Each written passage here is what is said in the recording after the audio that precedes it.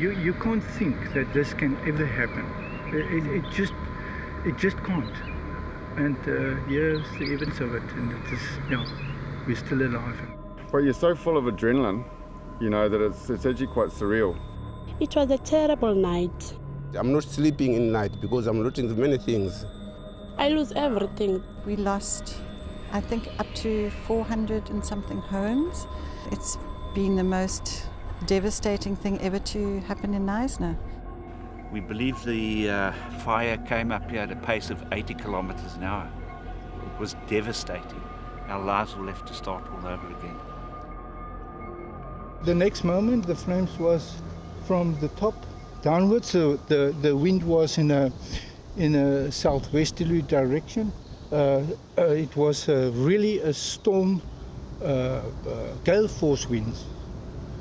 And and the fire came from that side against the wind, and once it passed my house, I thought, okay, now I'm safe. And the next moment, the fire was coming from that side in the direction of the wind, and it just swept away everything in front of it. It was minutes from down the hill till it reached here. And once this house, well, it was a house, a wooden house, caught fire. It was when it caught fire, in 15 minutes it was like it is there. Now, nothing. We sat here and we watched, the skies turning orange, and sort of saw it coming closer. My wife and took the children away, and then the realization, I guess, dawned on us that we might in fact be in the path. So we started getting a few things out of the house, bits of the sentimentals and valuables and that sort of thing. And I think we finally left here at about 11 p.m. when we knew at that point it was imminent. By the time we got up to the top of the road, the whole bottom of the property was just exploding in flames. We saw the fire in there, that mountain there. So I said, the fire is too far, see? So we didn't know the fire is like is walk with air. And down there we see, and then that on mountain. No, we see the fire down there. Whew. No more to take everything, so we down running, my children just run away. We didn't take everything. I've never seen a fire like that. It was my first time seeing it. I thought that we were going to die. There was no way out because there were flames everywhere. It looked like shooting stars because it would burn a house here, but the house next door wouldn't burn, and then it would jump to another house. It was terrible. It was a lot of wind, and that night, and then you see everybody was running around, and then there's no one taking anything out of a house except the clothes. Maybe you take 2 jackets, or maybe the clothes that were in the basket. Otherwise, everybody lose everything. It was a terrible night. It was so very windy. The houses, like you see, the houses just fall down. The fires started in the Karatra area, and they just, because of the gale force winds, they just went completely out of control. And unfortunately, we weren't prepared for that kind of devastation on that scale, and we lost, I think, up to 400 and something homes, and areas were evacuated, and luckily not too many lives were lost. It's been the most devastating thing ever to happen in Knysna. We were at work and the smoke was getting worse and worse, and Glenda said to me, she said, Ian, we need to go home and look at the house and see what's happening. We got home, smoke everywhere. Glenda packed a little case for each of us. My Malawian guy that lives with me and his wife, his name is Duncan, he's like my right-hand man. I said to him, Duncan, pack some stuff. I took a picture out the window to have my last view. You could actually see the fire down in the forest already. We hitched up the cars and we left. We tried to come back within 5 minutes later separately to look for our cat. I couldn't get within a kilometre of this house 5 minutes later. We believe the fire came up here at a pace of 80 kilometres an hour. It was devastating. Well, I wasn't here. I had two teenagers looking after my house, and it was in a matter of half an hour. And I heard that they had to evacuate. They saved my two dogs and my cat in the nick of time. And I think that is the most important thing, that they're safe. We are all safe. This is material stuff. There was a time that I feel that I've lost it. So I ran to the back of my house and I thought, well, if my house caught fire now, I'm gone. And I thought, then it must be. It must be. Yes, I'm working at Phantom Forest. Also, the place where I work, it's burned down as well. Because we used to have a beautiful lodge there, but now there's nothing there. We don't know even if what we're gonna do, because that was the place that we used to work.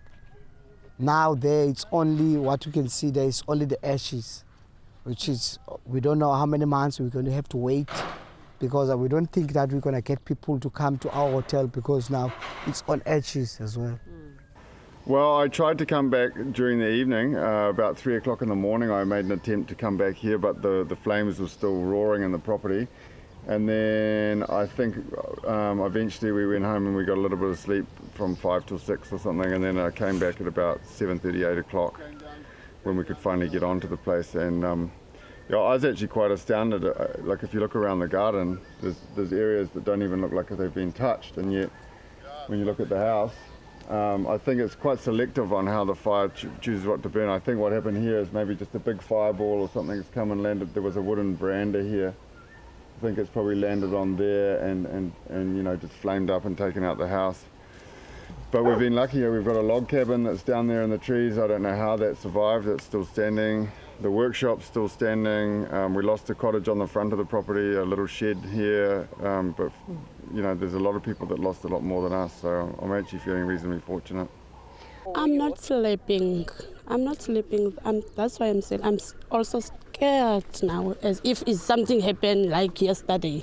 I see the nightmares because every time, even if the car is passing my house at night, I wake up and I go outside and check. Even if I smell maybe someone is passing my house, maybe smoking a cigarette, I still feel like fire is coming. And then I wake up, I go outside and check if I'm still safe. We were still helping people that stayed down to get their things out of the house that was useful, but we couldn't get everything out because some people took their clothes out but the house didn't burn and the clothes burned on the streets. So we were helping them taking things out, and we were helping children going up, and another grandmother that couldn't walk, we were also helping her to get up. So because her house also burned down and she didn't get nothing out. It's amazing how a natural disaster like this would galvanizes the community spirit. You know, people have been amazing here. You know, everything has been organized for us. Another house to live in, clothes for the kids. You know, we really within hours of getting out of here, everything was taken care of. You know, so. I think that says a lot for South Africans and for the spirit that lies deep in the community, you know, especially when everyone's out there fighting fires all night, 2 days in a row. There's still time for everyone to look after each other, which is amazing. No, I'm feeling right because other things is coming now for like blankets, clothes is coming now. No, I'm feeling right now, but I'm not feeling right at the house because I'm sleeping no good there, see? That's I'm not feeling right. But everything, food, I'm finding food, clothes, I'm finding blankets, I'm finding. So now it's good to me.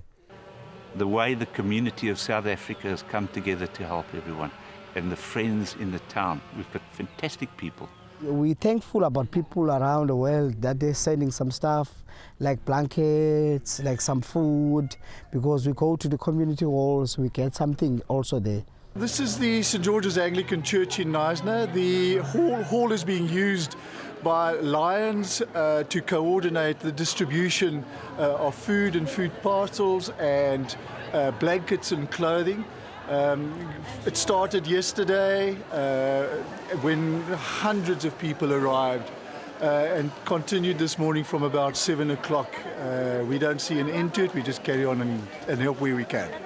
I would say the wheels of support and the networks got going very soon after that. The magnitude of it is quite overwhelming, but we've got to eat this elephant a bite at a time. Well, I was in Pretoria, busy with an Attractions Africa conference, where my phone just started beeping the whole time. And in the middle of my speech, I would stop and look, and I'm like, oh, my hat. So I quickly rushed back to Johannesburg, where I'm staying with a friend. I'm saying, can I borrow your trailer? I'm going to get a car, and I can't get a flight down because the wind's blowing. The airport's saying there's no flights available, so I have to get home. And I've got a lot of other friends in Johannesburg phoning me saying, Chris, are you okay? I'm like, yeah, I'm okay, but we're going to need help. This is a problem. I've just been told that we need to evacuate our houses, we need blankets, we need water, we need emergency stuff. The guys just mind dropping it off at my friends at Kunrad's house. I'm going to get a truck and like a van and a trailer. I'll drive it down myself. So that takes about an hour to organize, and I arrive at Kunrad's house and his driveway is full. And he says to me, yeah, the trailer's not big enough. We need more. So then my one friend phones me and says, listen, I see you driving down with your van. I've got a truck. Says, can you speak to the driver? So I rush off to speak to the driver. While I'm speaking to him, the airport phones and says, we've got you on a flight. We can get you down to Knysna. So I literally say to the driver, here's the address. Go find this guy. And I leave. And I go back to the airport. I jump on the plane and I land. And there's a message from Kunrad saying, I need another truck. So then GT Services phone us, so we have a 10-ton truck for you. So they fill that up. And while the truck leaves, they say, well, send us more trucks. And it just got to the stage where there's a bunch of private individuals at Randburg Men's Baseball Club has raised 65 tons worth of aid. So we went from, we can take a bucket and a trailer to we now have an interlink that's arriving. And the next moment, the guys from SEMI phone, they said, well, we've got planes. We can start flying stuff down for you. What do you need? And the one guy said, well, a generator would be great. And the lady phones and says, please go to the following shop. I've just bought you 8 generators. And I'm getting all teary. A guy comes in, buys 50 blankets, 50 mattresses for people he doesn't know. So I'm sending it. So people are just sending stuff saying, what can we do to help? And that's amazing. That is the best part about Knysna and about South Africa. Is people as 65 tons. We're talking millions and millions of rands of aid where people go and they open their doors and say, what do you want? What can we do to help you? Look, I think, there's been discussions already about how we replant, planting with indigenous varieties that act as natural fire breaks rather than letting some of these alien species. I mean, the pines, they go up very quickly, so we've lost a lot, where there's dead pines and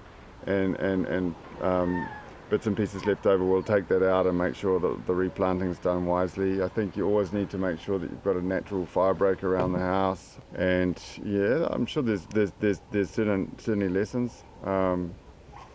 But yeah, as I say, it's sort of one day at a time at the moment, so we'll see how we go. Going forward is the mop-up process. So the municipality has established working groups.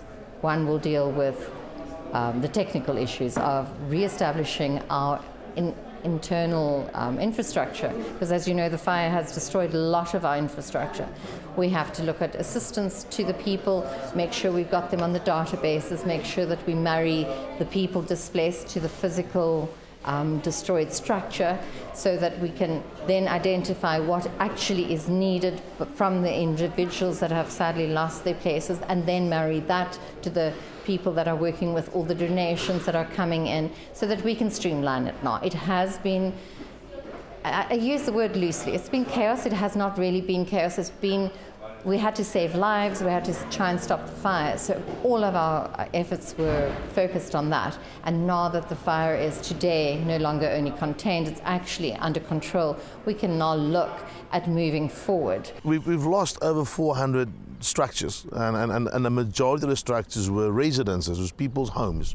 Yes, we have lost some accommodation establishments, 1 or 2 critical business has gone, but they luckily the majority of them were insured. How do we keep the businessman that lost his house, that has a restaurant? Now we need to give him a place to stay while he keeps his restaurant running, because if he closes his restaurant, that's another 24 people who lose their jobs. So it's going to be a very tricky problem to solve, and I think the only way to solve it is for Knysna residents to do what the rest of South Africa did. Care. Knysna wants to send out a message to the rest of the country that we need you to help us recover from this disaster. Our backbone, our lifeblood is tourism. That's how Knysna, that's the biggest industry in Knysna. So if tourists don't come to Knysna, we're going to lose more than we've already lost. So everything is still operational. Knysna is open for business. We have not lost any of our big tourist attractions. Featherbed was burned, but the Featherbed company's ferries are still operating on the lagoon. All their restaurants are open. All the water activities are still happening. The golf courses were not affected. You can see the waterfront is still very much there with all the restaurants open. There's still a wonderful vibe. We still have the best weather in the country. So we are really ready to accommodate tourists again. And that is the way we are going to rise above this terrible devastation, and we need support from tourists. Unfortunately, we had to go through this so that other people could learn. And as we are speaking right now, there are several working groups sitting together, getting data together so that this does not happen again.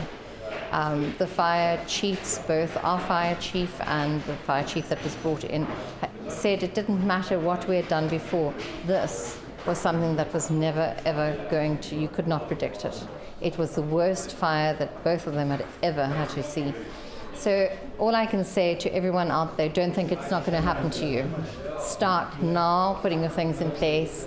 And we're very blessed that we got people from all over the country to come and assist, firefighters to come and assist. Our lives will have to start all over again.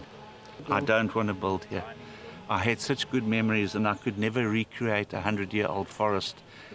I'm 66 now, I don't believe it works that fast. I just don't know how we're going to get through all of this now, but we need to. I think if we stay positive and hopeful and grateful for what we've got, that's the most important thing. I've got amazing friends. I think we all have a lot of support. And if we can just keep focusing on that and listen to the birds and realize that there's life around us and that we're strong, we're going to rebuild and we're going to make this a better place than what it was. I believe that with my whole heart.